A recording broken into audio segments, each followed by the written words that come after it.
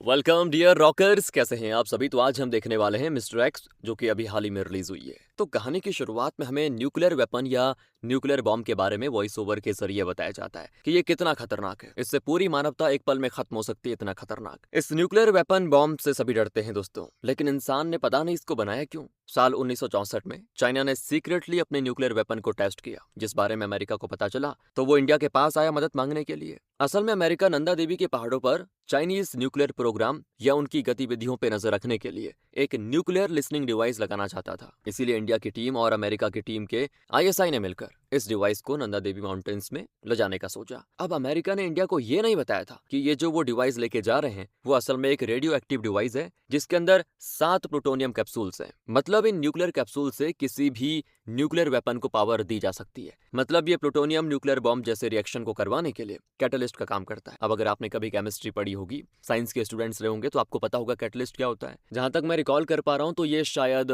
Reaction को fast या slow करने में मदद करता है, ऐसा ही कुछ है। बाकी आपको स्टोरी में आगे क्लियर हो जाएगा। अब जब ये टीम डिवाइस को लेकर पर्वत पे चढ़ी रही होती है, तभी अचानक से एक अवलांच आ जाता है और उस डिवाइस के साथ वहां पे गए सभी लोग दफन हो जाते हैं। इंडिया को जैसे ही पता चला कि उसमें प्लूटोनियम कैप्सूल्स थे, तो उन्होंने कई बार उसको ढूंढने की कोशिश की, लेकिन उन्हें वो नहीं मिला। किसी ने कहा कि वो डिवाइस नदी में बह गया, तो किसी ने कहा कि चाइना ने उसको हथिया लिया। लेकिन वो डिवाइस कहाँ है, इसके बारे में किसी को नहीं पता। आज तक उसकी खोज जारी है दोस्तों। ये कहानी भी उसी न्यूक्लियर डिवाइस के बारे में है। इसके बाद सीन चेंज होता है और कहानी साल 2024 चेन्नई में आती है, जहां के महाबलीपुरम में इंडिया की G20 समिट होने वाली है और इस समिट में 20 अलग अलग देशों के प्रधानमंत्री और राष्ट्रपति आएंगे। इस बार इस समिट को भारत में कराया जा रहा है। इसके बाद हमें गौतम को दिखाया जाता है, जो कि पानी के अंदर ज्यादा लंबे समय तक सांस रोकने की कोशिश कर रहा होता है। करीब 21 मिनट तक अंदर रहने के बाद वो जब ऊपर आता है तो गौतम अपना फोन उठाता है। उसके बॉस का फोन होता है और यहाँ पर पता चलता है कि गौतम असल में रॉ का एक फील्ड एजेंट है और उसे रॉ की डायरेक्टर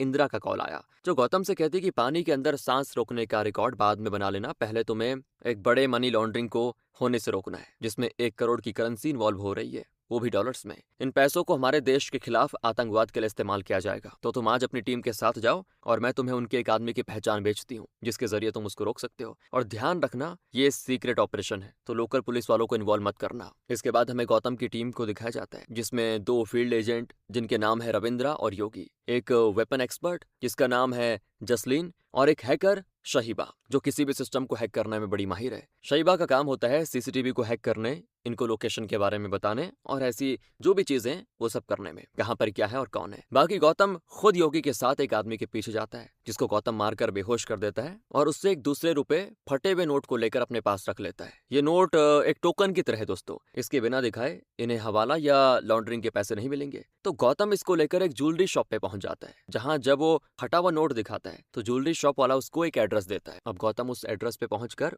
उन लोगों को पकड़ने वाला होता है कि इससे पहले उस आदमी को होश आ जाता है, वही जिसको पहले गौतम ने मारा था, और वो तुरंत कॉल करके बता देता है। तो बाकी लोग पैसे लेकर गौतम से भागने की कोशिश करते हैं, जिनसे गौतम किसी तरह लड़कर उन पैसों को हासिल करता है। साथ में जसलीन, रविंद्रा और योगी मिलकर सभी उन लोगों को पकड़ लेते हैं। अब इस मुठभेड़ के दौरान दोस्तों गौतम को थोड़ा बहुत चोटें भी आती है, तो वो हॉस्पिटल जाता है, जहां वो कृताना नाम की डॉक्टर से मिलता है। गौतम और कृताना दोनों ही एक दूसरे को जानते हैं और एक दूसरे से बहुत ज्यादा प्यार भी करते हैं। कृताना गौतम से सवाल करती है कि चोट कैसे लगी, तो गौतम कह देता है कि अरे बाइक से गिर गया था। यहाँ दोस्तों हम ये भी जान पाते हैं कि गौतम रॉ में काम करता है, ये उसने अभी तक कृताना को नहीं बताया। फिलहाल इसके बाद कहानी जाती है आसिफ नाम के एक आदमी की तरफ, जो कि रॉ का ही गद्दार एजेंट है, और वो एक थिएटर में बैठकर किसी के साथ डील कर रहा होता है कि तभी वहां पे इंदिरा आकर उसे पकड़ लेती है। वो तुरंत ही आसिफ के साथ वाले आदमी को गोली मारकर खत्म कर देती है और फिर वो आसिफ को बताती है कि मैं तुम पर पिछले 6 महीनों से नजर रख रही थी। फॉरेन अकाउंट में 12 करोड़ और साथ ही पाकिस्तान में भी 3 बार जा चुके हो, साफ साफ बताओ चल क्या रहा है। तो इस पर आसिफ डरते हुए बताता है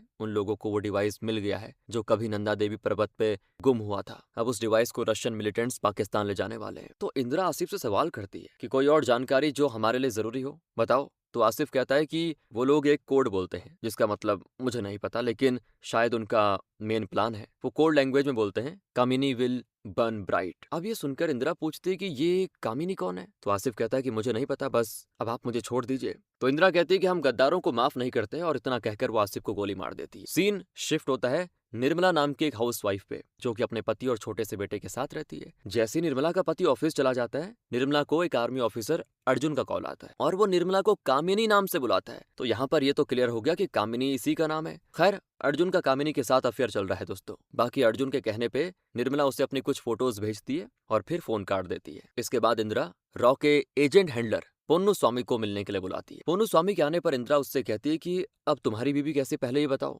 पोन्नू स्वामी कहता है कि मेरी पत्नी को 4th स्टेज कैंसर है, अभी उसको कीमोथेरेपी वगैरह चल रही है, देखते हैं क्या होता है। तो ये जानकर इंदिरा कहती है कि देखो, तुम्हें कोई भी मदद चाहिए होगी तो तुरंत बताना। पोन्नू स्वामी उससे कहता है, आपने मुझे इतनी अर्जेंटली मिलने के लिए बुलाया, क्या बात है। तब वो कहती है कि हमें अपने एक सोर्स से पता चला है कि रशिया के यूरल माउंटेन्स पे रशियन मिलिटेंट्स को वो डिवाइस मिल गया जिसे इंडिया काफी सालों से ढूंढ रहा है। इस डिवाइस के जरिए कोई भी आसानी के साथ न्यूक्लियर बॉम्ब को ट्रिगर कर सकता है, मगर उन्हें रोकने के लिए हमने अपने सबसे काबिल और एक्सपीरियंस्ड एजेंट परमेश्वर को भेजा, जिसका कोड नेम मिस्टर एक्स है। और अब हमें दिखाया जाता है कि कैसे परमेश्वर उस डिवाइस के लिए रशियन मिलिटेंट्स के लोगों से लड़कर उन्हें मार गिराता है। और जैसे ही वो डिवाइस लेकर निकल रहा होता है, तभी वहां पर और भी रशियन आदमी आकर उस डिवाइस के साथ परमेश्वर को भी अपने कब्जे में कर लेते हैं। उन्होंने परमेश्वर को एक खुफिया जगह मॉस्को में रखा होता है। इंदिरा आगे कहती है, हमें वो डिवाइस और परमेश्वर दोनों ही वापस चाहिए, क्योंकि अगर वो डिवाइस पाकिस्तान पहुंच गई तो इंडिया के लिए खतरा होगा। और फिलहाल हमें इतना पता लगा है कि एक इंटरनेशनल ग्रुप है जिसके बॉस का नाम है राणा। अब वो कहाँ रहता है पता नहीं, लेकिन ये सब कुछ वो ऑपरेट करता है, लेकिन कैसे करता है ये भी पता नहीं। इस बारे में किसी को कोई जानकारी नहीं। बाकी राणा का मकसद है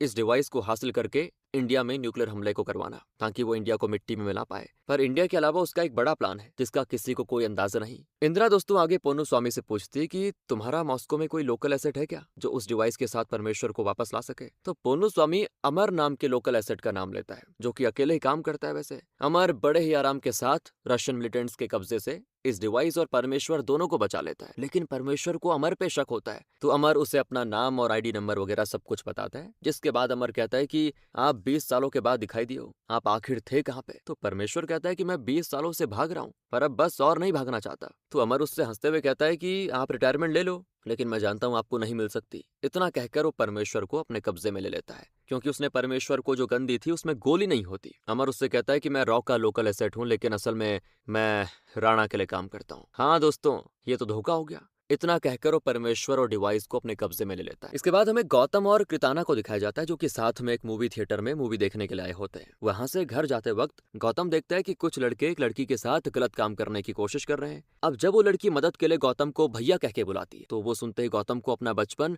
और अपनी छोटी बहन अदिति याद आ जाती है। अब उसकी बहन के साथ क्या हुआ ये तो हमें आगे पता चलेगा, लेकिन गौतम तुरंत उस लड़की को उन लोगों से बचाता है और सभी को बहुत ही बुरी तरह मारता है दोस्तों, जो देखकर कृताना थोड़ा डर जाती है। और जब गौतम उसको घर ले जाकर छोड़ता है तो कृताना उससे पूछती कि तुम्हें अभी क्या हो गया था, हैं? गौतम उसके सवाल का जवाब तो नहीं देता, कहता है कुछ नहीं बस। तो कृताना कहती, देखो मैंने तुम्हें अपने और अपने पास्ट के बारे में सब कुछ पहले बता दिया था ना, लेकिन तुम मुझसे क्यों छुपाते रहते हो, बताओ ना। अरे जब दो लोग प्यार में होते हैं ना, तो उन्हें एक दूसरे के बारे में पता होना चाहिए। इतना कहकर कृताना अपने घर के अंदर चली जाती है। और अब अगली सुबह जब गौतम योगी से मिलता है तो उससे कहता है कि यार मैंने रॉ इसीलिए ज्वाइन किया था ताकि कोई बड़ा मिशन करूं, लेकिन मैं बस ये मनी लॉन्ड्रिंग वगैरह में फंसा हुआ हूँ। अब कृताना के साथ नई जिंदगी शुरू करने के बारे में सोच रहा हूँ, तो मैंने फैसला किया है कि मैं रॉ से रिजाइन कर दूंगा। इसके बाद कहानी जाती इंदिरा की तरफ, जो कि सभी बड़े ऑफिसर्स को दिखाती है कि उसे आज एक वीडियो भेजा गया है, और ये वीडियो असल में परमेश्वर का है, जो बताता है कि मुझे फिर से पकड़ लिया गया है और साथ ही मुझे ये लोग इस्लामाबाद पाकिस्तान लेके जा रहे हैं। अब दोस्तों इस मीटिंग में मूर्ति नाम का एक बंदा होता है, जो कि इन्वेस्टिगेशन ब्यूरो का डायरेक्टर है। वो कहता है कि आपने कोशिश तो की थी परमेश्वर को वापस लाने की, लेकिन अभी तक कोई फायदा नहीं हुआ। तो इतना तो साफ है कि उसे वापस ला पाना नामुमकिन है, और अगर वो पाकिस्तान पहुंच गया और हमारी खुफिया इन्फो लीक कर दी तो ये बहुत ही बुरा होगा इंडिया के लिए। इसीलिए मैं अपनी एक टीम भेजकर इस परमेश्वर को मरवा देता हूँ। इसके लिए इंदिरा तो राजी नहीं होती, लेकिन मूर्ति को इसके लिए खुद प्राइम मिनिस्टर का ऑर्डर मिल जाता है दोस्तों। अब इंदिरा पोन्नू स्वामी से पूछती है, तुमने जो एजेंट भेजा था उसका क्या हुआ, वो परमेश्वर को नहीं छुड़ा पाया? तो पोन्नू स्वामी कहता है कि मैम अभी तक कोई ना कोई खबर आ जानी चाहिए थी, लेकिन अभी तक कोई खबर नहीं आई। इसका मतलब है कि मेरा एजेंट भी जिंदा नहीं बचा। अब इसके बाद इधर गौतम कृताना को शादी के लिए प्रपोज कर देता है, लेकिन ठीक उसी वक्त वहां पे इंदिरा आ जाती है, जो कि कृताना से कहती है कि मैं असल में गौतम की बड़ी बहन हूँ। तो कृताना को भी लगता है कि ठीक है, बड़ी बहनों की तो बात कर लेगी, और फिर वो ये सोचकर खुद निकल जाती है अपने काम के लिए। जिसके जाने के बाद गौतम इंदिरा को को अपने फैसले के बारे में बताता है कि मैं रिजाइन करने का फैसला कर चुका हूँ। तो इंदिरा कहती है कि तुम्हें जिस काम की तलाश थी वो काम मैं तुम्हें देने वाली हूँ। और फिर वो एक फाइल को देते हुए गौतम से कहती है, इसे पढ़ लो, समझ आ जाएगा। गौतम कहता है कि अब मैम ये सब छोड़कर मैं कृताना के साथ एक नई जिंदगी और एक फैमिली शुरू करना चाहता हूँ, ये नहीं करना चाहता। तो इंदिरा बोलती है कि ये मिशन करके तुम्हें तुम्हारी असली फैमिली के बारे में पता चल जाएगा, खास करके अपने पिता के बारे में। और गौतम ये सुनकर एकदम से शॉक हो जाता है। वो कहता है कि आप मेरे पिता को कैसे जानती हो, और अगर आप जानती हैं तो ये भी जानती होंगी कि उन्होंने मेरे साथ क्या किया था। अगर आज वो मेरे सामने भी आ जाए ना तो मैं उन्हें खुद गोली मार दूं, मुझे उनसे कोई मतलब नहीं है। इंदिरा जवाब देती है कि ये मिशन सिर्फ तुम्हारे पिता की जान बचाने तक सीमित नहीं है, बल्कि इस मिशन को करके तुम एक न्यूक्लियर डिवाइस को गलत हाथों में जाने से रोक सकते हो। कहकर इंदिरा चले जाती है और गौतम सोचता रह जाता है कि मुझे ये मिशन करना चाहिए कि नहीं। इसी के साथ कहानी जाती है साल 2002 गुजरात, थार डेजर्ट में, जब परमेश्वर अपने दोनों बच्चों को लेकर देश के बाहर निकलने की कोशिश कर रहा था। 2 बच्चे मतलब दोस्तों, एक गौतम और दूसरी उसकी बड़ी बहन अदिति। इस बीच रास्ते में जाते वक्त परमेश्वर की गाड़ी का एक्सीडेंट हो जाता है। एक बच्चा ठुक जाता है जो कि वहां के गांव वालों का बच्चा होता है। तो परमेश्वर तुरंत गाड़ी से उतरकर देखता है तो वो बच्चा मर चुका था। अब ये एरिया एक नक्सली एरिया है, तो वहां पर उसी वक्त कुछ नक्सलवादी आकर गांव वालों से पूछते हैं कि क्या हुआ। परमेश्वर उनसे लड़ने की कोशिश करता है मगर कोई फायदा नहीं होता। और उनका जो बॉस होता है वो परमेश्वर से कहते हैं कि तुम अपने बच्चों को मेरे पास छोड़कर चले जाओ, नहीं तो हम तुम्हारे बच्चों को मार डालेंगे। और अब इस पॉइंट पर परमेश्वर एक मुश्किल फैसला लेता है। वो अपने बच्चों को यानी गौतम और अदिति को उन नक्सल्स के पास छोड़कर खुद वहां से चला जाता है। अदिति और गौतम चिल्लाते रह जाते हैं कि पापा हमें छोड़कर ना जाओ, लेकिन वो निकल जाता है। इसके बाद रात में नक्सल्स गौतम और अदिति को एक मार्केट में छोड़ देते हैं। अदिति अपने भाई से कहती है कि मुझे भूख लगी है, तो गौतम उसको एक जगह बिठाकर उसके लिए कुछ खाने को लेने जाता है। वो एक दुकानदार से कुछ खाने को मांगता है, जो कि दुकानदार नहीं देता, तो गौतम उससे चुरा कर वहां से भाग जाता है और लोग फिर उसके पीछे होते हैं, जिनसे किसी तरह पीछा छुड़ाकर जब गौतम उस जगह जाता है जहां उसने अदिति को छोड़ा था, तो वहां पर अदिति नहीं होती। और इससे पहले कि गौतम अपनी बहन को ढूंढ पाता, तो वो लोग जिसका उसने सामान चुराया था अचानक वहां पर आकर उसे मारने लग जाते हैं। तब से ही दोस्तों गौतम अकेला है और यही वजह है कि वो अपने पिता से नफरत करता है। खैर, प्रेजेंट में इसी बीच गौतम को पोन्नू स्वामी का कॉल आता है। वो गौतम से कहता है कि अगले 5 घंटे में मॉस्को निकलना पड़ेगा, अपनी टीम को लेकर एयरपोर्ट पहुंच जाओ, हम एक प्राइवेट जेट में वहां जाएंगे। ये मिशन एक साइलेंट मिशन होगा, जिस दौरान इंदिरा मैम हमसे कोई कांटेक्ट नहीं करेंगी। ये इंस्ट्रक्शंस मिलते ही गौतम निकल जाता है, यानी कि वो इस मिशन को करने के लिए तैयार हो गया है। काफी टाइम से चाह रहा था ना कोई बढ़िया मिशन, मिल गया उसको। सीन शिफ्ट होता है अमर की तरफ, जो कि अब इंडिया आ चुका है। उसे निर्मला खुद पिकअप करने के लिए आती है, जिसे जब अमर कामिनी बुलाता है तो वो कहती है कि मेरा नाम निर्मला है। निर्मला अमर से कहती है कि मैंने अर्जुन को हनी ट्रैप कर लिया और उसकी वीडियोस और फोटोज भी मेरे पास है, जिससे हम उसको ब्लैकमेल कर सकते हैं। तो क्या अब मैं अपनी जिंदगी में लौट सकती हूँ? तो अमर हंसते हुए कहता है कि एक चाइनीज एमएसएस एजेंट इंडिया आ रहा है, उसकी आइडेंटिटी बदलकर उसे इंडिया में दाखिल कराने की जिम्मेदारी तुम पर है, क्योंकि तुम पहचान बदलने में माहिर हो। निर्मला कहती है कि मैं ये नहीं करूंगी। तो अमर कहता है कि ये चीज तुम राणा से कह सकती हो, मुझसे नहीं। अब राणा का नाम सुनते ही निर्मला डर जाती है। अमर कहता है कि कुछ दिनों की तो बात है, उसके बाद तुम अपनी फैमिली के साथ आराम से निर्मला बन के रहना, कोई कुछ नहीं कहेगा। दूसरी तरफ गौतम अपनी टीम और पोन्नू स्वामी के साथ मॉस्को पहुंच जाता है, जहां पर पोन्नू स्वामी उन्हें रघु नाम के एक एजेंट से मिलवाता है, जो गौतम से कहता है कि परमेश्वर को मारने के लिए एक टीम इंडिया से यहाँ मॉस्को ऑलरेडी आ चुकी है, सबसे पहले हमें उन्हें रोकना होगा। वो एक होटल में रुके हुए हैं। अब इसके लिए गौतम शाहिबा को वेट्रेस के रूप में इन एजेंट्स के रूम में जाने के लिए कह देता है। शाहिबा उनके खाने में बेहोशी की दवा मिला देती है, जिससे वो सभी परमेश्वर को मारने आए एजेंट्स, जिन्हें की मूर्ति ने भेजा है दोस्तों, वो सभी 12 घंटों के लिए बेहोश हो जाते हैं। अब पोन्नू स्वामी गौतम से बताता है कि परमेश्वर और इस न्यूक्लियर डिवाइस को एक पुराने शिपयार्ड में रखा गया है, जहां पर कई सारे गार्ड की नजर है। गौतम कहता है कि हम उन पर तब हमला करेंगे जब वो परमेश्वर को पाकिस्तान ले जाने के लिए निकलेंगे। उस दौरान वो ऐसा एक्सपेक्ट नहीं करेंगे और फिर हम उन पर हमला करेंगे और परमेश्वर के साथ उस न्यूक्लियर डिवाइस को भी अपने कब्जे में कर लेंगे। पोन्नू स्वामी कहता है कि ठीक है, मैं तब तक इंतजाम करता हूँ अपने कनेक्शंस का, ताकि न्यूक्लियर डिवाइस को आराम से हम बिना किसी चेकिंग से इंडिया ले जा सके। अब इस दौरान गौतम अपनी टीम को ये भी बता देता है कि परमेश्वर कोई और नहीं, मेरे पिता हैं, लेकिन मैं उनसे नफरत करता हूँ, तो बस हमें उन्हें बचाने से ज्यादा उस न्यूक्लियर डिवाइस को अपने कब्जे में करना होगा, ताकि वो गलत हाथों में ना जाए। दोस्तों, जब परमेश्वर को लेकर वो सभी लोग निकलते हैं, वैसे ही उनके ऊपर गौतम और उसकी टीम हमला कर देती है। शाहिबा सीसीटीवी को हैक करके इन्हें लगातार बता रही होती कि पुलिस कितनी देर में पहुंच जाएगी। अब गौतम लोग सभी को मार तो गिराते हैं, लेकिन इन सब में रघु को गोली लग जाती है और उसकी बेचारे की जान चली जाती है। गौतम देखता है कि कार के अंदर परमेश्वर बैठा हुआ है, जिसके मुंह पर एक कपड़ा लगाया गया है। जैसे गौतम उस कपड़े को हटाता है ना, दंग रह जाता है। असल में ये परमेश्वर नहीं बल्कि एक लड़की है। गौतम उस लड़की को अपने साथ लेकर इंडिया जाने का फैसला करता है।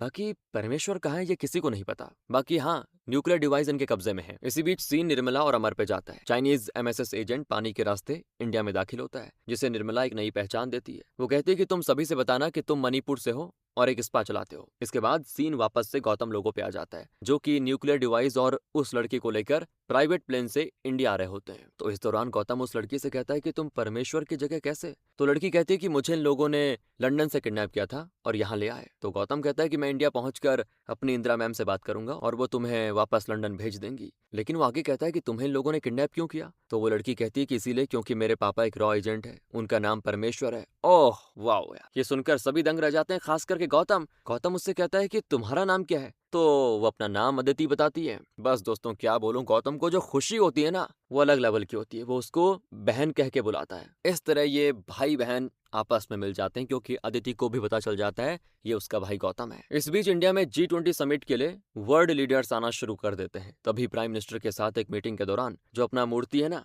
वो PM से बताता है कि इंदिरा ने मेरी उस टीम को बेहोश कर दिया जो आपके ऑर्डर के बाद परमेश्वर को ठिकाने लगाने के लिए गई थी। इसने अनऑफिशियली एक अलग टीम भेजी थी वहां पे। तो तभी इंदिरा कहती कि सर, परमेश्वर हमारे लिए बहुत ही जरूरी एजेंट है, और सिर्फ वही नहीं बल्कि मैंने अपनी टीम को इसीलिए भेजा क्योंकि वो लोग एक न्यूक्लियर डिवाइस को भी पाकिस्तान लेके जा रहे थे। उस डिवाइस में 7 प्लूटोनियम कैप्सूल्स हैं, जो अगर किसी गलत हाथों में पड़ गए ना, तो वो उसे न्यूक्लियर वेपन में बदल देंगे और फिर तबाही। इंदिरा आगे कहती है कि मेरी टीम कुछ ही घंटों में परमेश्वर और उस डिवाइस को लेकर यहाँ आती होगी। इस पर मूर्ति PM को एक वीडियो दिखाता है जिसमें परमेश्वर की लाश उन्हें दिखती है। हाँ दोस्तों, परमेश्वर को असल में उन लोगों ने मार के एक माइन में फेंक दिया था। तो भला इंदिरा की टीम परमेश्वर को कैसे लेके आ सकती है? ये सवाल मूर्ति उठाता है। मूर्ति आगे कहता है कि ऊपर से वो लोग एक न्यूक्लियर डिवाइस को लेके आ रहे हैं यहाँ, वो भी उस शहर में जहाँ पे G20 समिट हो रहा है। अब ये सुनकर प्राइम मिनिस्टर काफी गुस्सा होते हैं और तुरंत मूर्ति को ऑर्डर देते हैं कि इंदिरा को अरेस्ट कर लिया जाए, और साथ में जब उसकी टीम यहाँ पर आए तो उन्हें भी हिरासत में ले लो,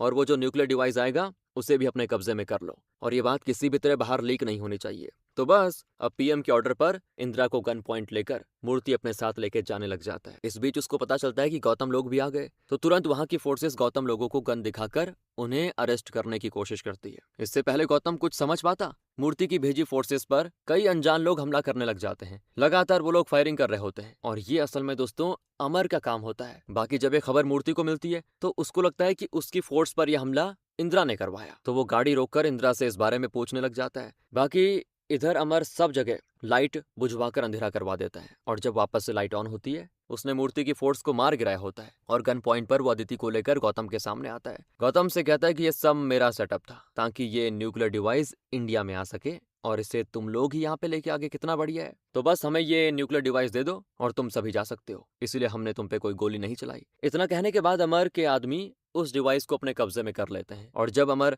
अपने साथ अदिति को भी लेके जाने लग जाता है तो गौतम जल्दी से गन निकालकर उसे शूट करने की कोशिश करता है दोस्तों, और इन सब में 1-2 गोली दोनों तरफ से चल जाती है। लेकिन दिक्कत ये होती है कि गोली जसलीन को लग जाती है, जो कि बेचारी वहीं पे खत्म। और अभी तो अदिति को गौतम ने पकड़ लिया होता है। वो अदिति के सर पर ही गन रखकर कह देता है अमर से कि तुम्हें अदिति क्यों चाहिए, क्यों उसको लेके जाना चाहते हो, मैं तुम्हें ऐसा करने नहीं दूंगा। अमर कहता है अच्छा, तो क्या अपनी बहन को मारोगे? गौतम कहता है कि हाँ, मार दूंगा। मेरे लिए मेरी ड्यूटी और मेरा देश पहले, बाकी सब फैमिली बाद में, मैं इतना नहीं देखता। और इतना कहकर वो सच में अदिति के कंधे पे गोली मार देता है। अमर ये देखकर बड़ा गुस्सा होता है, लेकिन अभी तक बाकी की फोर्स भी यहाँ पे आ जाती है, इसलिए उनको जाना पड़ जाता है। बाकी डिवाइस तो उसने ले ही लिया था गौतम से। दूसरी तरफ इंदिरा भी मूर्ति से उसकी गन छीन लेती है और कहती है कि ये जो भी हुआ वो मेरा काम नहीं है। इतना कहकर वो फिर से गन नीचे करके खुद को सरेंडर कर देती है। इसके बाद कहानी जाती दोस्तों थोड़ा पास्ट में, जब अमर छोटा था और अपनी माँ के साथ एक पावर प्लांट के सामने प्रोटेस्ट कर रहा था, तो यहाँ पर काफी सारे लोग इकट्ठा होकर इस प्रोटेस्ट में शामिल हो चुके होते हैं। तभी इस पावर प्लांट का डायरेक्टर सोमू अमर की माँ से कहता है कि इस पावर प्लांट को हम ऐसे ही बंद नहीं कर सकते, इसकी वजह से तमिलनाडु ही नहीं बल्कि आसपास के बाकी स्टेट्स को भी बिजली मिलती है। ऐसे बंद कर दिया तो पावर कट हो जाएगा और साथ ही इस पावर प्लांट के जरिए जो रोजगार मिला है उसके मौके भी चले जाएंगे। फिर आप इस पावर प्लांट को बंद क्यों करवाना चाहती हैं? तो इस पर अमर की माँ कहती है कि आपके इस पावर प्लांट को 2 साल ट्रायल पर चालू करने के दौरान ही इतना कुछ नुकसान हो गया कि आप जानते भी नहीं है। सोमू कहता है कि मैं आपको प्रॉब्लम समझाता हूँ और ठीक है मैं समझता हूँ, इस बारे में मैं हायर ऑफिशियल से भी बात करूंगा, पर तुम्हें प्रोटेस्ट वगैरह रोकना पड़ेगा। अमर की माँ बोलती कि पहले भी कई लोग आए और झूठा आश्वासन दिया लेकिन कोई फायदा नहीं हुआ, ये प्रोटेस्ट अब रुकेगा नहीं। अब ये देखकर पुलिस इस भीड़ पे लाठीचार्ज कर देती है और साथ ही गोलियां भी चलाती है, जिसमें एक गोली अमर की माँ को लग जाती है। ये याद करने के बाद अब प्रेजेंट में अमर निर्मला से कहता है कि अब वक्त आ गया है कि तुम कैप्टन अर्जुन से मिलो और उससे पहले मुझे एक पुराने दोस्त से मिलने जाना है बस। इसी बीच इधर गौतम अदिति को लेकर इलाज कराने के लिए कृताना के पास लेके आ जाता है। कृताना घाव देखकर कहती है कि गौतम ये तो गोली का घाव है। तो गौतम कहता है कि पहले इसका ट्रीटमेंट करो, उसके बाद मैं तुम्हें सब बताता हूँ। तो कृताना भी अदिति की मरहम पट्टी करते वक्त गौतम से कहती है। गोली चलाने वाले ने बड़े ध्यान से गोली चलाई ताकि ऑर्गन डैमेज ना हो। फिर वो अदिति को मरहम पट्टी करके उसको नींद का इंजेक्शन देके सुला देती है। जिसके बाद गौतम कृताना को अपनी सारी असलियत के बारे में बता देता है कि चल क्या रहा है। वो कृताना से कहता है कि तुम अदिति को अपने साथ घर लेके जाना, मैं अपने एक आदमी को तुम्हारे घर के बाहर भेज दूंगा सिक्योरिटी के लिए। बाकी अमर को हमारी हर एक मूवमेंट के बारे में पता था, तो मुझे लगता है कि हमारी तरफ से कोई गद्दारी कर रहा है जो सारी इन्फो अमर को दे रहा है और मुझे कुछ भी करके उस गद्दार को ढूंढना होगा। इस चीज में कृताना गौतम का साथ देने को तैयार हो जाती है। और अब G20 समिट की वजह से जो भी गौतम के लोगों ने किया और जो इंदिरा को कस्टडी में रखा गया है, ये न्यूज बाहर आ जाती है क्योंकि कोई भी इस न्यूज से पैनिक हो सकता है, तो इसीलिए गवर्नमेंट खुद इस न्यूज को दबा देती है। बाकी इन सब के बीच अमर जाता है सोमू के घर और वो सोमू के ही बच्चों को किडनैप करके उससे कहता है कि तुम अगर अपने बच्चों को जिंदा देखना चाहते हो तो मैं जो कहता हूँ वो करो। इसके बाद निर्मला कैप्टन अर्जुन से एक होटल रूम में मिलने जाती है और वहां उससे सीधा सवाल करती है कि तुम जिस फैसिलिटी में हो वहां पर एक लॉन्ग रेंज मिसाइल भी मौजूद है ना। यहाँ पर वो अर्जुन को उसके भेजे हुए मैसेजेस, वीडियोस और अपने साथ की फोटोज दिखाते हुए कहती है कि मैंने तुम्हें हनी ट्रैप किया है। अब अगर तुमने मेरी बात नहीं मानी तो मैं इस बारे में भी सबको बता दूंगी कि कैसे तुमने मुझे कई सारी कॉन्फिडेंशियल डॉक्यूमेंट्स शेयर किए हैं जो तुम्हें नहीं करना चाहिए था। अब निर्मला अर्जुन के फोन को अपने पास रख लेती है और उसे अपने साथ चलने के लिए कहती है। यहाँ पर दोस्तों हमें साफ पता चल रहा होता है कि निर्मला ये सब अपनी मर्जी से नहीं कर रही, असल में वो तो ये करना ही नहीं चाहती, लेकिन क्योंकि अमर ने उसके बेटे को किडनैप कर लिया है तब जाकर निर्मला ने ये किया। बाकी अमर अर्जुन के पैर में गोली मारकर उससे मिसाइल का लॉन्च कोड पूछ लेता है। जाहिर है अमर कुछ बड़ा करने वाला है दोस्तों। इधर गौतम प्लान बनाता है इंदिरा को रघु की कस्टडी से छुड़ाने का, जहां काफी सारे गार्ड्स होंगे। अब उन लोगों को ऐसे ही जान से नहीं मार सकते, इसलिए गौतम अपनी टीम को ट्रैंकुलाइजर और टेजर गन देता है जिससे वो सभी बेहोश करके इंदिरा को निकाल सके। और फिर गौतम के साथ उसकी टीम ये काम करने में कामयाब हो जाती है। जिसके बाद इंदिरा के साथ ये लोग एक सेफ जगह पहुंच जाते हैं जिसके बारे में कोई नहीं जानता। अब यहाँ पर इनके पीछे रघु भी चुपचाप पीछा करते करते पहुंच गया होता है। यहाँ आने के बाद दोस्तों गौतम इंदिरा से कहता है कि ये अमर कौन है मैम, और आपने कहा था कि मुझे रशिया वाले मिशन करने के बाद अपने सारे सवालों के जवाब मिलेंगे, लेकिन मुझे तो अपना कायर बाप भी देखने को नहीं मिला। तो इंदिरा कहती है कि जिसे तुम कायर कह रहे हो वो एक हीरो था, लेकिन अब वो जिंदा नहीं है, उसे राणा के आदमियों ने मार दिया। बाकी रही बात अमर की, तो वो हमारा ही एजेंट था, लेकिन अब वो हमारे साथ नहीं है, बल्कि वो राणा के लिए सब कर रहा है। अब इंदिरा बताना शुरू करती है कि तुम्हारे पिता परमेश्वर दुनिया के लिए 2 बच्चों के पिता थे, लेकिन असल में वो एक रॉ एजेंट थे जिन्होंने मुझे रिक्रूट और ट्रेनिंग करके रॉ में भर्ती किया। जिस न्यूक्लियर डिवाइस को कोई नहीं ढूंढ पाया, इस डिवाइस को नंदा देवी पर्वत पर परमेश्वर ने ढूंढ निकाला और उन्होंने ये डिवाइस अथॉरिटीज के हवाले कर दी। लेकिन अथॉरिटीज ने सरकार को ना बताकर इस डिवाइस को इंटरनेशनल एजेंसीज को बेचने की कोशिश करी, और जब इस बारे में परमेश्वर को पता चला तो उन्होंने वापस से ये डिवाइस उनसे लड़कर हासिल करी। और इस डिवाइस को उन लोगों से बचाने के लिए परमेश्वर अपना भेष बदलकर अलग अलग शहरों में रहने लगे। मगर उन्हें पता चला कि राणा नाम का एक गुंडा है जो उनके पीछे लगा हुआ है और वो उस डिवाइस को हासिल करना चाहता है। परमेश्वर जानते थे कि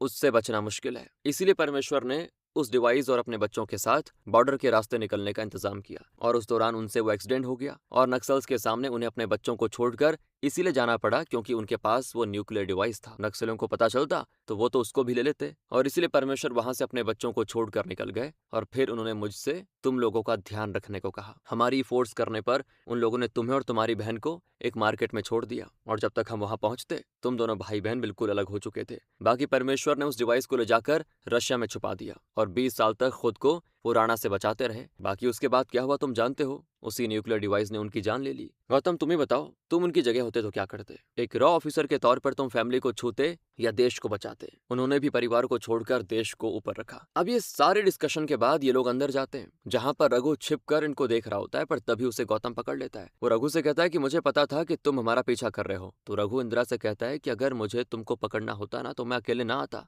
और ये सुनते ही गौतम उसे छोड़ देता है। तो रघु इंदिरा से कहता है कि तुमने जो भी कहा था वो मैंने क्रॉस चेक करवाया, तुम बिल्कुल सही कह रही थी। मैं जानता था कि तुम्हारी टीम तुम्हें छुड़ाने के लिए जरूर आएगी, तो अब सवाल देश का है, तो हमें भी साथ मिलकर काम करना चाहिए। इस पर गौतम कहता है कि अमर को शुरुआत से हमारी सारी मूवमेंट की खबर हमसे कोई दे रहा है, वो गद्दार हमारे बीच मौजूद है। ये कहकर वो पोनू स्वामी से कहता है कि सर आपकी सैलरी सिर्फ 45,000 रुपए है, तो आपके पास आपकी पत्नी के इलाज के लिए हॉस्पिटल में देने के लिए 25 लाख कहाँ से आए? ये सुनते ही पोन्नुस्वामी तुरंत सभी पे गन तान देता है और इस पर गौतम कहता है कि सर, हमें पता है आपकी पत्नी किस हॉस्पिटल में एडमिट है, इसलिए बेवकूफी मत करना। ये सुनकर पोन्नुस्वामी रोककर इंदिरा से माफी मांगने लग जाता है। तो इंदिरा सवाल करती है कि तुमने अमर को क्या क्या बताया? तो पोन्नुस्वामी कहता है कि उसने मुझे मेरी पत्नी के इलाज के लिए पैसे दिए जब मैं परेशान था। उसके बदले उसने मुझसे रशिया वाले मिशन की पूरी जानकारी ली और हम इंडिया में कहाँ कब लैंड करने वाले हैं ये पूछा, और आज उसने मुझसे वो एड्रेस पूछा जहाँ कृताना और अदिति हैं। और ये सुनते गौतम तुरंत समझ जाता है कि कृताना और अदिति दोनों की जान को खतरा है, इसलिए वो तुरंत कृताना के घर के लिए निकल जाता है जहां पर अभी तक अमर पहुंच चुका होता है, और वो कृताना के सामने ही उन सभी लोगों को अकेले मार गिराता है जो वहां मतलब कृताना की सेफ्टी के लिए गौतम ने तैनात किए हुए थे।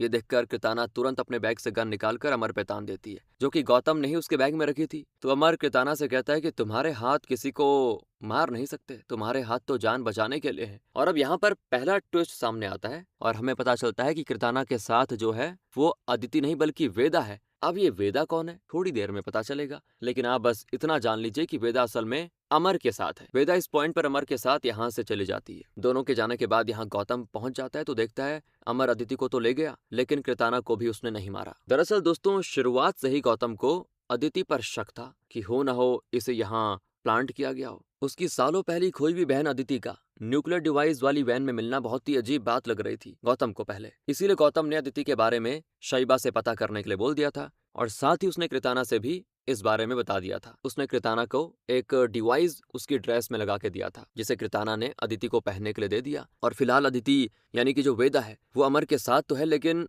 उस डिवाइस की वजह से उसकी लोकेशन गौतम को मिल रही होती है। इसीलिए दोस्तों, अमर के सामने उस दिन गौतम ने जब अदिति को गोली मारी थी यानी वेदा को गोली मारी, तो उसने बस रिएक्शन चेक करना चाहा, जिससे उस समय साफ पता चल रहा था कि ये जो अदिति वेदा है उसे कहीं ना कहीं अपने प्लान को एग्जीक्यूट करने के लिए अमर ने भेजा हुआ है, उसने मतलब प्लान किया हुआ है। इस बारे में गौतम तुरंत आकर इंदिरा से बताता है, जिस दौरान शैबा कहती है कि वेदा तो असल में एक न्यूक्लियर साइंटिस्ट है जिसे 10 देशों ने बैन किया हुआ है। वेदा ने एक न्यूक्लियर जनरेटर मशीन बनाई थी जिससे किसी भी न्यूक्लियर डिजास्टर को अंजाम दिया जा सकता है। उसकी सारी इन्फो इंटरनेट से डिलीट कर दी गई है, लेकिन मुझे डार्क वेब से पता चला है कि अब वेदा के जरिए ही अमर एक न्यूक्लियर धमाका करने की प्लानिंग कर रहा है, लेकिन कैसे ये बिल्कुल नहीं पता। अब इस बीच वेदा अमर से कहती है कि मुझे न्यूक्लियर जनरेटर बनाने के लिए 2 घंटे चाहिए, लेकिन न्यूक्लियर का एक हीट सिग्नेचर होता है, उससे वो हमारे बारे में पता लगा लेंगे। तो अमर हंसते हुए कहता है कि 2 घंटे क्या, मैं उन्हें रात भर बिजी करने का प्लान बना लिया हूँ। अमर अब उस चाइनीज एमएसएस एजेंट को कॉल करके कैप्टन अर्जुन के दिए हुए लॉन्च कोड्स को देता है, जिसके बाद वो एजेंट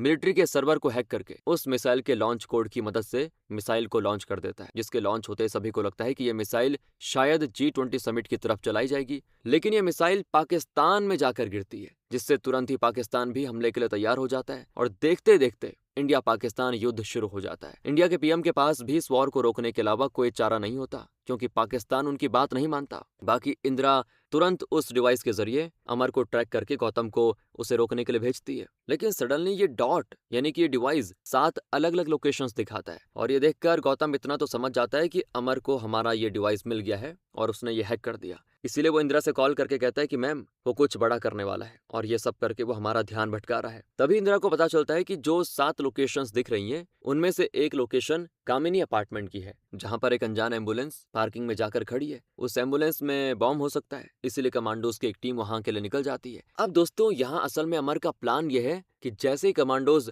दरवाजा खोलेंगे वैसे अमर का एक आदमी एक कमांडो पर फायर करेगा और पैनिक में कमांडोज अंदर एम्बुलेंस में बैठे लोगों को मार देंगे। अब कमांडोज एम्बुलेंस का दरवाजा खोलते इससे पहले गौतम वहां पहुंचकर उस आदमी को मार गिराता जो कि कमांडोज पे गोली चलाने वाला था, और उसे मारने के बाद जब गौतम एम्बुलेंस खोलता है तो उसके अंदर निर्मला और उसका बेटा होते हैं, जिनके बीच एक नकली बॉम्ब रखा होता है। तो गौतम निर्मला से कहता है कि कामिनी तुम ही हो ना? तो वो कहती कि मैं नहीं हूँ, बल्कि कामिनी कालापक्कम न्यूक्लियर प्लांट का नाम है, जो कि देश का सबसे बड़ा न्यूक्लियर प्लांट है। ये सुनते ही इंदिरा को समझ आ जाता है कि अमर का असली प्लान क्या है। वो भारत के लाखों लोगों के साथ इस न्यूक्लियर धमाके में G20 समिट में आए 20 देशों के लीडर्स को भी मार देगा, जिससे एक तरफ से वर्ल्ड वॉर शुरू हो जाएगी। और अमर के इस खतरनाक प्लान को जानने के बाद सभी भौचक्के हो जाते हैं। इसी बीच दोस्तों, वेदा ने वो न्यूक्लियर जनरेटर बना लिया होता है। वो अमर से कहती है, अगर ये काम नहीं किया और हमारा प्लान फेल हुआ तो मैंने उसके लिए एक C4 एक्सप्लोजिव्स तैयार किया हुआ है, जिसे न्यूक्लियर रिएक्टर में फेंकते ही ऐसा धमाका होगा, सब कुछ तबाह हो जाएगा। तो बस अब सोमू के जरिए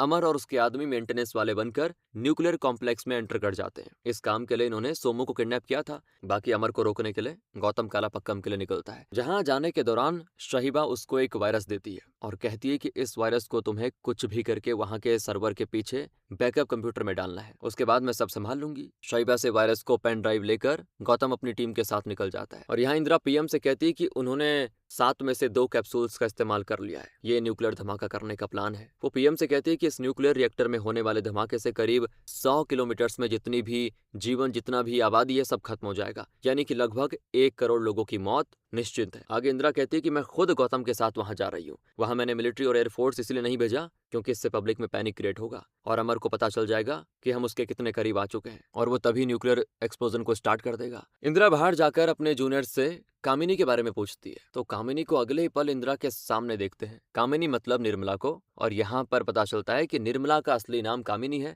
तो इसीलिए उसे अमर इस नाम से बुलाता था। बाकी निर्मला वैसे तो अमर के साथ थी, लेकिन उसे इंदिरा ने प्लांट किया हुआ था दोस्तों, ताकि वो अमर के प्लान के बारे में पता कर सके। इंदिरा के साथ निर्मला भी पावर प्लांट में पहुंच जाती है, जहां पर अमर आखिरकार सोमू को भी गोली मार देता है। फिर इसके बाद वो अपने काम पे लग जाता है। अब वेदा उसको न्यूक्लियर जनरेटर मशीन देती है ताकि उसे वो रिएक्टर से कनेक्ट कर सके। इसी बीच वहां पे गौतम और उसकी टीम पहुंचकर सभी को मारते हुए आगे बढ़ते हैं। गौतम तो बैकअप कंप्यूटर में जाकर शैवा के दिए वायरस को डाउनलोड करने में लग जाता है। अब इस वायरस को डाउनलोड होने में 10 मिनट लगेंगे, तो 10 मिनट के लिए गौतम को वहीं पे रुकना पड़ता है। इसी बीच निर्मला और इंदिरा साथ में मिलकर इन लोगों को मारने में लगे होते हैं। वहीं अमर मशीन को लेकर रिएक्टर की तरफ बढ़ रहा होता है। जिस बीच वो चाइनीज एजेंट रविंदर को मारने वाला होता है कि तभी उसको मारकर इंदिरा रविंदर की जान बचा लेती है। तब तक 10 मिनट पूरे हो जाते हैं, जो होते ही 2 मिनट के लिए शहीबा पूरे सिस्टम को दूर से बैठे बैठे रिबूट कर देती है, जिससे उस पूरी जगह का अंधेरा हो जाता है दोस्तों। 2 मिनट के बाद वापस लाइट जलने के साथ शहीबा के पास अब पावर प्लांट के हर सिस्टम का कंट्रोल होता है। माइक्रोफोन के जरिए वेदा अमर से कहती है कि जल्दी से C4 एक्सप्लोजिव्स को अगले 15 मिनट्स में रिएक्टर के अंदर फेंक दे, क्योंकि शहीबा ने दूर से बैठे बैठे उसके बनाए न्यूक्लियर जनरेटर को ऑफ कर दिया है। बाकी वेदा खुद भागने की कोशिश करती है, लेकिन निर्मला उसको रोकने की करती है। एक्सप्लोजिव्स लिए अमर की लड़ाई गौतम से होने लग जाती है दोस्तों, जिसे अमर से काफी लड़ने के बाद गौतम छीन लेता है। शहीबा उससे कहती है कि दूसरी तरफ एक दरवाजा है, जिससे निकलकर तुम तुरंत 2 मिनट में C तक पहुंच जाओगे। तुम्हारे हाथ में जो भी एक्सप्लोजिव्स हैं, वो अगर न्यूक्लियर प्लांट में फट गए तो रेडिएशन लीक होने का खतरा है। तुम्हें उसको ले जाकर वहां से 5 किलोमीटर दूर फेंकना होगा, इसीलिए एक बोट तुम्हें मिल जाएगी। तुम उस दरवाजे तक पहुंचो, मैं दरवाजा खोलती हूँ। अब गौतम ऐसा ही करता है, लेकिन दरवाजा खुलते उसके सामने अमर आ जाता है दोस्तों, जो कि गौतम को फिर से रोकने की कोशिश करता है। अब जहां पे ये लोग लड़ रहे होते हैं ना, वहां दूसरी तरफ एक दरवाजा और है, जिसके अंदर न्यूक्लियर रिएक्टर है। गौतम शहीबा से कहता है वो दरवाजा खोलने के लिए, और रिएक्टर का दरवाजा खुलते ही गौतम अमर को उसके अंदर धक्का दे देता है और शहीबा से कहता है कि दरवाजा बंद करके रिएक्टर ऑन कर दो। शहीबा ऐसा ही करती है और चंद लम्हों के दौरान पलक झपकते ही अमर उस रिएक्टर के चालू होते ही एकदम गायब, यानी कि उसका खेल खत्म। इसके बाद गौतम बॉम्ब को लेकर बोट से समुद्र में पहुंच जाता है और टाइमर पूरा होते ही वो बॉम्ब बोल जाता है, और इस बॉम्ब के साथ गौतम ने खुद को भी कुर्बान कर दिया है दोस्तों। निर्मला भी वेदा को पकड़ लेती है, जो कि अब जेल में है। गौतम के बलिदान ने कई लोगों की जान बचाई। उसे याद करके मूर्ति और इंदिरा की आंखों में आंसू आ जाते हैं। बाकी मरने से पहले गौतम ने कीर्ताना के लिए किसी और देश में पूरा इंतजाम कर दिया था। कीर्ताना को योगी और रविंदर उसका पासपोर्ट और पैसे वगैरह देकर भेज देते हैं, लेकिन अमर के मर जाने से यह कहानी खत्म नहीं हुई दोस्तों। इंदिरा का असली मकसद है राणा का पता लगाना। इस तरह पूरे 1 साल बीत जाने के बाद इंदिरा को राणा का कोई पता नहीं लगता। इसके लिए वो जेल में वेदा से जाकर मिलती है और कहती है कि तुम ये राणा के लिए अपने ही देश को तबाह करने के लिए तैयार क्यों हो गई। तो वेदा कहती है कि राणा ने मुझे तब सहारा दिया जब मुझे इस देश के लोगों ने बेसहारा छोड़ दिया था। बाकी वैसे मैं राणा से कभी नहीं मिली। इंदिरा बोलती है कि ठीक है ना, बताओ तुम्हारा अब यहीं पे सड़न आता है। तो इस पर वेदा उसको रोकते हुए कहती है कि राणा को मैंने देखा तो नहीं, लेकिन एक बार पाकिस्तान के गाँव में राणा को जब गोली लगी तब उसका इलाज उस गांव के एक वैद्य ने किया था। उस गांव और वैद्य के पास जाकर पता लगाओ। अब इंदिरा वहां जाकर मिलती है दोस्तों, जहां पर उसको एक बहुत ही चौंकाने वाला सच पता चलता है। इसी बीच हमें कीर्ताना को दिखाया जाता है, जो कि इंडिया से बाहर है, और वो जाकर गौतम से मिलती है, जो कि अभी भी जिंदा है। गौतम ने दोस्तों असल में अपनी मौत का नाटक रचा और वो यहाँ पर आकर अपनी जिंदगी कीर्ताना के साथ बहुत ही अच्छे से बिता रहा है। लेकिन तभी वहां पर इंदिरा आ जाती है, जो कि कीर्ताना से कहती है कि मुझे तुम दोनों को देखकर बड़ी खुशी हुई। पर मुझे अभी गौतम से कोई जरूरी बात करनी है। कृताना उठकर दूसरी टेबल पे बैठ जाती है, जिसके बाद इंदिरा गौतम से कहती है कि तुम आखिर बचे कैसे? अरे हाँ, तुम तो अंडर वाटर काफी टाइम तक सांस रोक सकते हो। वैसे तो सब ठीक है, लेकिन मुझे ये बताओ कि 2 कैप्सूल्स तो अमर और वेदा ने इस्तेमाल कर लिए, लेकिन 5 प्लूटोनियम कैप्सूल्स अभी भी बचे हैं, उसे तुमने कहाँ छुपाया? तो गौतम कहता है वो एक सेफ प्लेस में है, आप उसकी चिंता मत करो। और इस पर इंदिरा कहती है कि एक बात जानते हो, वो कैप्सूल्स तुम्हारे पास है। ये बात राणा को शायद पता चल चुकी है, तभी उसके आदमी तुम्हारे आसपास मौजूद है। गौतम नजर घुमाता है दोस्तों, तो सच में वहां पे राणा के लोग होते हैं। और इस पर गौतम इंदिरा को देखता है कि वो देखो, दूर एक शख्स खड़ा है, वही राणा है। और जब इंदिरा उस शख्स को देखती है तो वो कहती है कि मेरा अंदाजा बिल्कुल सही निकला। असल में दोस्तों ये राणा कोई और नहीं बल्कि मिस्टर एक्स यानी परमेश्वर ही है। जब परमेश्वर को वो डिवाइस मिली, यानी कि 7 प्लूटोनियम कैप्सूल्स, तब उसे पता चला कि वो इसकी मदद से पावर, पैसा और कंट्रोल सब कुछ पा सकता है। इसीलिए लालच में आकर उसने एक इंटरनेशनल सिंडिकेट को बनाया और अपनी पहचान राणा नाम से बनाई, जिसे बहुत ही कम लोगों ने देखा था। यहाँ तक कि अमर भी नहीं जानता था कि परमेश्वर ही राणा है। राणा को अमर के बारे में सब कुछ पता था, इसीलिए उसने अमर को चुना और उससे कहा भारत पर न्यूक्लियर हमला करवाओ ताकि वर्ल्ड वॉर शुरू हो। इसमें उसका साथ पाकिस्तानी आईएसआई, चाइनीज एमएसएस और अमेरिकन आईएसआई एजेंसीज दे रही थी। राणा बाकी के सिंडिकेट लीडर्स के साथ मिलकर ये वॉर इसीलिए करवाना चाहता था ताकि वो न्यू वर्ल्ड ऑर्डर ला सके और दुनिया को कंट्रोल कर सके। इसके लिए उसको उन्हीं बची हुई 5 प्लूटोनियम कैप्सूल्स की जरूरत है, जिसके लिए अब वो यहाँ गौतम के पीछे पड़ा हुआ है। तो गौतम कहता है कि 1 साल तक मैं इसीलिए गायब था ताकि इस राणा का पता लगा सकूं, जो कि दुनिया की नजरों में हीरो है, लेकिन असलियत में वो सबसे बड़ा विलन है। उस हैवान के 2 रूप हैं, एक मिस्टर एक्स और दूसरा राणा। उसने अपनी मौत का नाटक इसीलिए रचा ताकि किसी पर भी उसका ध्यान न जाए। बाकी भेस बदलने में तो माहिर है। और अब इंदिरा मैम, मैं इस राणा को तो खत्म करके रहूंगा। उसकी ये बात सुनकर इंदिरा उसको एक एक्स फोर्स का बैच देती है, जो कि राणा के खिलाफ लड़ेगी। बस तो अब राणा के इशारे पे उसके आदमी गौतम पे हमला कर देते हैं और गौतम उन्हें मारना शुरू कर देता है। जिसके साथ दोस्तों हमें इस मूवी के सेकंड पार्ट का टाइटल दिखाया जाता है, जो है मिस्टर एक्स 2 हंट फॉर तामास्त्रा, जो जैसे रिलीज होगा तो लेकर आ जाएंगे आपके लिए। बाकी इसके आखिर में हमें बताया जाता है कि इस मूवी की कहानी वैसे तो फिक्शनल है, लेकिन इसमें अलग अलग घटनाओं को असली घटनाओं से प्रेरित होकर दिखाया गया है। जैसे कि नंदा देवी पर्वत में अमेरिका और इंडिया का सीक्रेट ऑपरेशन, इंडियन स्पाई का पाकिस्तान के द्वारा पकड़े जाना और डीआरडीओ के एक ऑफिसर को हनी ट्रैप में फंसाना, ये सारी पेपर कटिंग्स हमें आखिर में दिखाई जाती है, जिसे आप पढ़ सकते हैं। इसी के साथ ये कहानी खत्म हो जाती है। बाकी मिलते हैं आपसे अगली वीडियो में। ध्यान रखिए अपना। Thanks for watching.